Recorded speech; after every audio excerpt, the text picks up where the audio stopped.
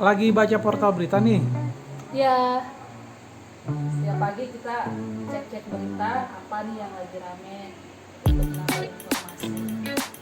Nah, apa yang paling menarik kira-kira nih dari berita yang lagi dibaca? Ini berita yang lagi cukup banyak pembaca sih, tadi setengah jam sepertinya sudah ribuan yang klik soal Menteri Pertahanan Prabowo Subianto yang berencana beli pesawat tempur F-35 generasi kelima dari Amerika Serikat. Kan Prabowo akan ke Amerika nih, salah satunya disebut untuk meloloskan transaksi ini. Coba kita lihat beritanya. Nah, anggota Komisi 1 DPR yang mengurusi pertahanan dan luar negeri mengomentari hal ini. Dia meminta agar Prabowo lebih hati-hati dalam transaksi. Jangan sampai transaksi alutsista ini justru melemahkan posisi Indonesia. Sebab di sebelumnya menurut dia tidak sekali dua kali transaksi senjata dengan AS justru membuat Indonesia di posisi sulit, bahkan pernah embargo dari AS. Dia juga mempertanyakan mengapa tidak diteruskan rencana kontrak Sukhoi 35 dengan Rusia. Namun demikian, dia memberikan kesempatan agar Prabowo bisa menambah kekuatan senjata tapi dengan transaksi yang lebih hati-hati dengan skema perjanjian yang tidak merugikan Indonesia tentunya gitu. Nah, kira-kira kita emang perlu nggak sih beli pesawat itu? Kalau menurut saya ada benarnya juga apa yang diingatkan oleh anggota DPR ini, karena kita tidak boleh dengan sembarang membeli senjata karena itu harganya mahal dan itu harus dimiliki dalam jangka waktu yang panjang. Transfer of teknologinya juga harus jelas begitu. Meningkatkan kemampuan persenjataan hal yang sebuah keniscayaan agar negara kita semakin kuat. Tapi kita juga harus bijaksana memilih-milih alutsista yang benar, termasuk untuk jet tempur. Apalagi ini jet tempurnya jet tempur yang bukan baru. Tentunya memang biar didapatkan lebih harga murah, mungkin kita belum mampu beli banyak kondisi baru kali ya. Terus apa lagi nih yang menarik dari portal berita lain? Berita lainnya itu hari ini juga kayaknya nih ramai juga ya soal adanya dua jenderal yang diistimewakan Kajari Jaksel diduga. Jadi Kajari Anang Supriyatna diduga memberikan keistimewaan atau perlakuan istimewa kedua jenderal yang tersangkut kasus Joko Chandra, yaitu Irjen Napoleon Bonaparte, kalau di Prancis sih ngomongnya Bonaparte, dan kemudian Brigjen Prasetyo Utomo. Kemudian Komisi Kejaksaan mengatakan bahwa akan dilakukan pemeriksaan atas merespon pengaduan dari masyarakat ini. Oke. Karena itu fotonya ada beredar bahwa Kajari itu berfoto bersama Prasetyo Utomo dan juga Napoleon, dan terlihat makanan diberikan kedua tersangka, tapi makanannya itu berupa piring-piring kue seperti jamuan begitu ya.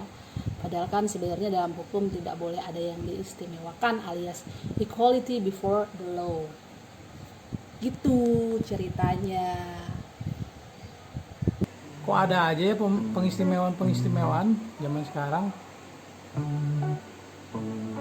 Hal-hal ini hal yang tidak jarang kita temui sih, apalagi di kalangan pejabat, mungkin mengenal, mungkin mengetahui posisi masing-masing, apalagi di adat ketimuran barangkali masih ada seperti nggak enakan begitu. Padahal sebenarnya harus tegas saja gitu. Mungkin memang hal-hal ini tidak baik dibiasakan, tapi ada saja sih jadinya memang.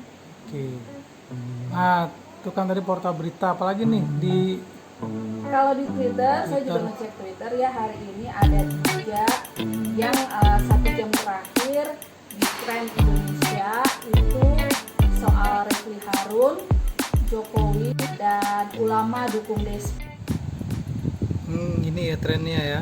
Refli Harun, Jokowi, ulama dukung Despi, daftar hitam Jenderal Kancil, ISIS. Coba kita lihat yang Refli Harun. Refli Harun ini sepertinya dimunculkan lagi kritik-kritik dia yang menyinggung pemerintah, termasuk soal kritik bahwa Jokowi tidak bisa mengelola pemerintahan dengan baik. Muncul berbagai quote dia ketika dia muncul di acara, antara lain ada TV One di Indonesia Lawyers Club, dan komen-komennya dia di media sosial maupun kepada media massa. Begitu. Intinya sih ya tentang kritik kepada pemerintah. Refli jadinya trending pada pagi ini, masuk trending ya sudah kira-kira 1 jam yang lalu. Coba kita lihat komen mereka apa aja kira-kira dari netizen yang menarik dari komen mereka. Ada nggak? Macem-macem ya komennya, ada yang pro Refli, ada yang tidak. Contohnya ini dari Dick Goen, lagi-lagi si Refli lakukan di siang bolong, lupa, pura-pura nggak lihat bahwa sumber masalah itu adalah syahwat orang-orang seperti dia. Terus ada juga yang menanyakan, Pandawa Nusantara sudah 6 tahun jadi presiden, kok baru saat ini dinilai tidak mampu. Dia merespon omongan Refli. Banyak juga sih yang sebenarnya tidak setuju pada Refli ya, walaupun yang dimunculkan itu adalah dia mengkritik pemerintah gitu. Coba itu.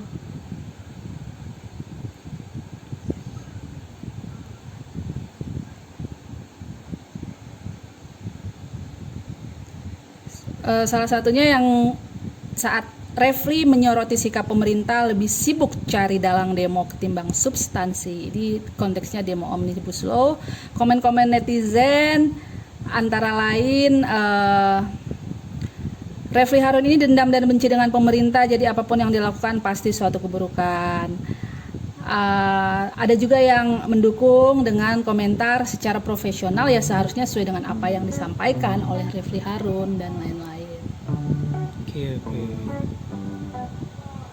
Jadi itu 2 di antara beberapa berita yang ramai di hari Senin 19 Oktober hari ini.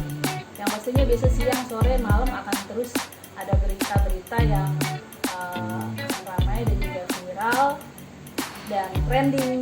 Nanti kita akan bahas berita-berita yang lain di Ngomong Berita alias ngomber bukan nyender.